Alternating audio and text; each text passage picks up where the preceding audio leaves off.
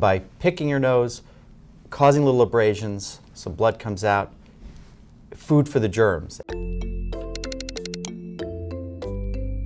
In fact, by introducing germs into your nose, and Staph aureus is an example, and a lot of people out there hear the term MRSA, which is methicillin-resistant Staph aureus. So that's a germ that actually can live in the front of the nose.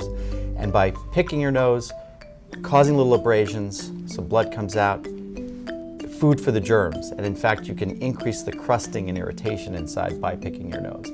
Additionally, children are notorious for picking their nose, and they give themselves nosebleeds.